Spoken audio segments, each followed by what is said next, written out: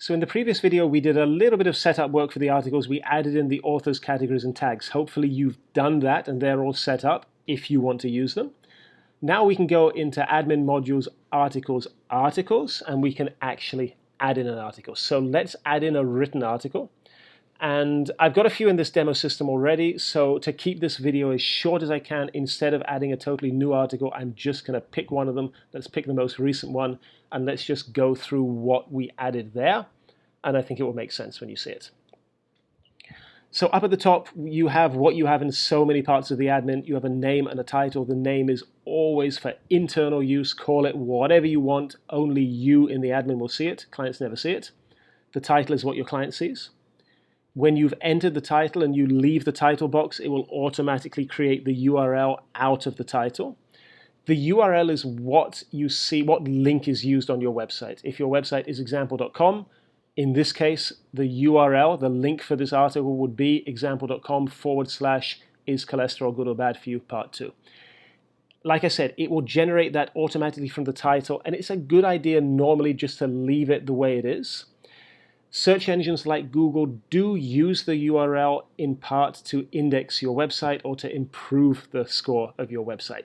It probably only makes a tiny, tiny, tiny difference in how they do that, but it still is a good idea to use a nice descriptive URL like this. Then you've got the active and the visible boxes. Active, obviously, if the article is not active, it doesn't appear anywhere on your website ever. No one can see it. If it's active, it can appear. If it's visible, it will appear directly on your main articles page, example.com/articles or /blog. You can make it invisible if you like, then only a client who has this URL, this link, would be able to see it. You could email or send out the link to your clients who you want to have it, and those that don't would never see it. So yeah, choose whether it's visible or not. In the article settings, we have a few settings. First of all, you're able to restrict access either to individual users or to groups. You probably won't want to do this often, but maybe for some articles you want a hidden article that really no one is allowed to see except very specific users or groups. Activate the box. Let's say I was to choose Ben.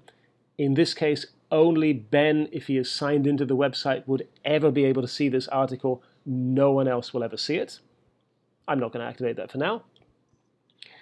By default, you will see on the front end of your website the date, the author, if you have one, and categories and tags, if you've added one. You have the option to hide any of these if you want to.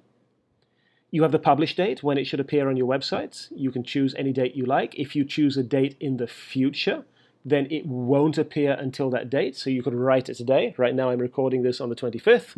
I could schedule it to appear in 5 days on the 30th. I can finish it, leave it in the admin. On the 30th at midnight exactly, it will appear magically on your website. So in that way you can pre-schedule your articles for weeks, months in advance. You can then add in as many authors, categories, and tags that you will have previously added in the authors, categories, and tags menus. Like I said, in those menus, it's a good idea to keep the categories fairly simple. If you need to go into a lot of detail, you'll find you're using a lot of categories, then do that via the tags. But yeah, set that up however you like and add those in. Watch the video on the authors, categories, and tags if you didn't already.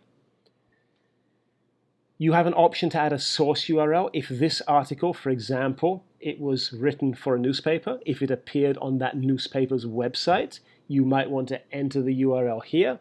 That would then appear in the article on your website too. It will show this link. Position on page and group together we cover in different videos. Those are more advanced topics. And then really the only other thing we have is the main section, content, assets, and SEO settings. And here's where you write your actual article. This content box, you see the dotted line around it. As always, that means it's a rich text editor. So you can highlight any of the text and format it in any way you want. Watch the separate video on the rich text editor to learn what all these things mean. In the same way, with the rich text editor, you can add in links. You can even put photos or videos directly into your article here. It's a good idea if you're doing that, don't put too many photos especially. The videos will simply be added as a link. The photos will actually be put into the article itself. It's fine to add a few photos, add 3 or 4 photos, but don't add too many in the articles itself. Do that via the assets that I'll show you in just a moment. But yeah, format the article, write whatever you want in any way you want it. When you've written it and you leave the content box, it will automatically fill these 3 boxes.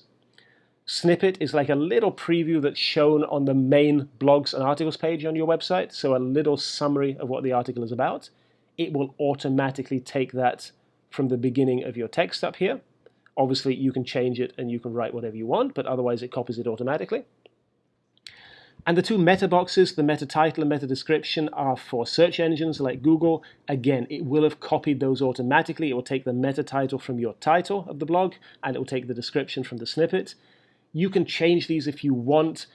Most of the time, or at least some of the time, Google will use these when it's indexing your article. It won't always. It might just use the content of the article, so you really can't affect how they do that. But if you want to change it, you can. Otherwise, most of the time, it's pretty safe to totally ignore these and just leave them the way that they're automatically set up by your website.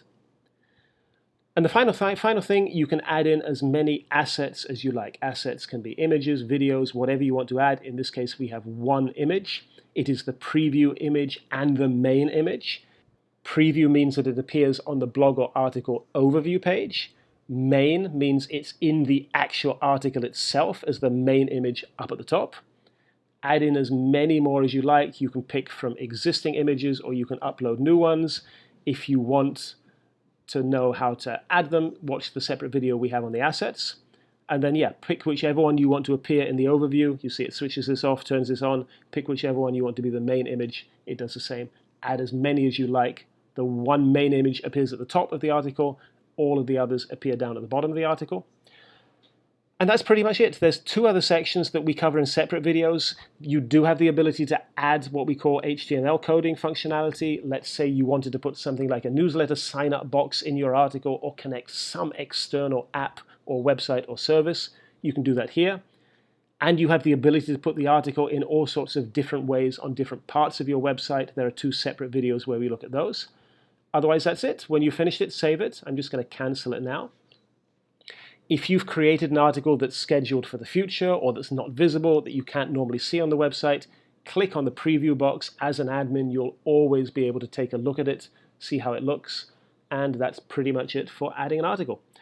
I hope that made sense. If you want to know more about any of the more advanced functionality or you want to know how to add a video blog, watch the other videos. Otherwise, I hope that helped for the main general intro to the article system.